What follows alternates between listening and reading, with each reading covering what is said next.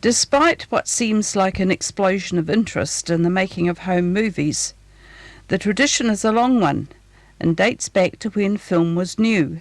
Movie making by non-professionals has been around for a lot longer than the computer.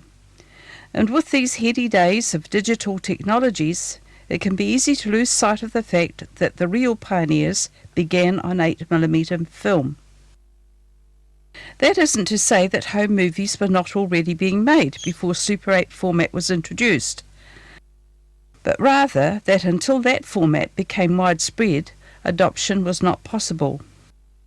A number of wealthy folk had 16mm, and some even had 35mm cameras, but the cost of film stock and the processing was prohibitive for ordinary hobbyists. In the 1920s, Kodak developed the 16mm format for amateur use.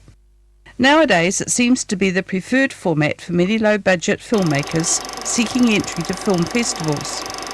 Also during the 1920s, in France, Charles Pathé developed a smaller format, a 9.5 version.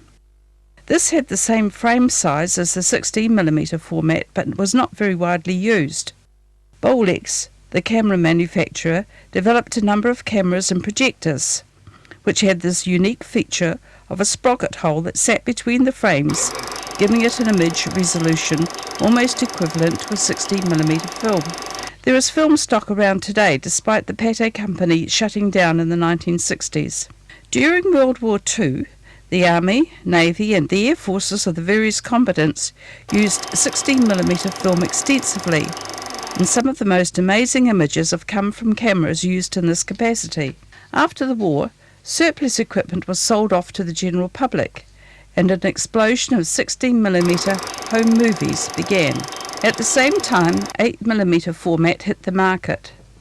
This film stock was 16mm wide, with twice the number of sprocket holes per foot. As one side was exposed, the film was run back through the camera and the other side was exposed. After processing, the film was split and combined into a single strip of 8mm film with a viewing time of 3 minutes. The biggest disadvantage was that the frame size was about 1/4 the size of a standard 16mm film. Kodak and Fuji were competing in colour film and in separate formats of cartridges for both Standard 8 and Super 8 film stock. This was a source of irritation for the members of amateur movie clubs when they wanted to upgrade equipment. UMIG, however, made dual projectors. 16mm enjoyed a boom in news gathering, and the addition of a sound stripe to Super 8 stock enabled the home user to record sound and enjoy what was becoming a very popular hobby.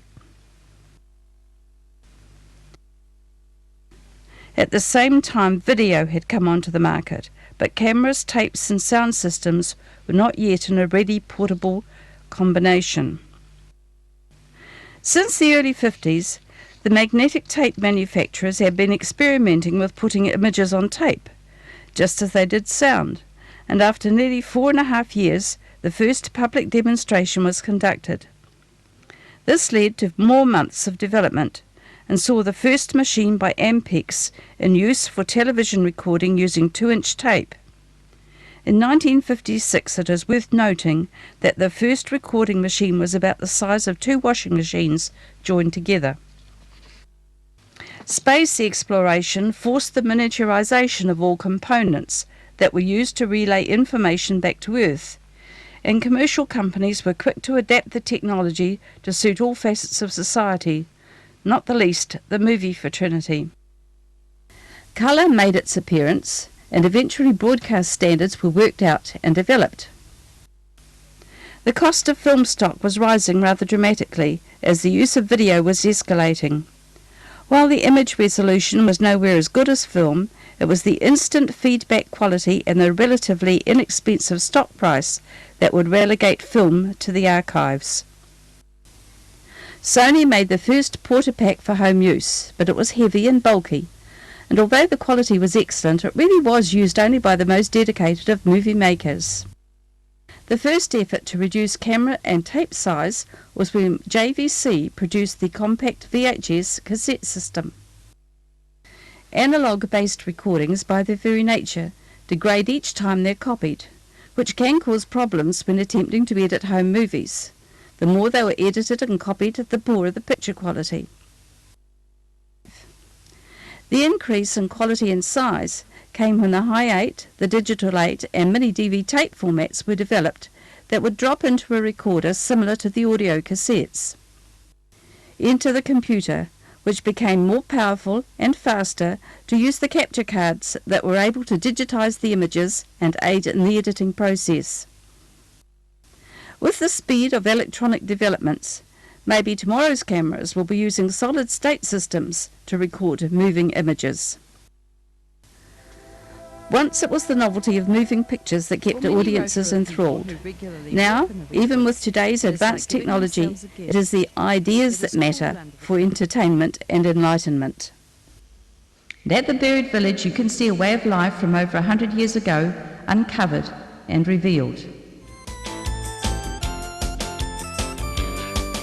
It's a place you'll want to return to again and again. It's simply Rotorua.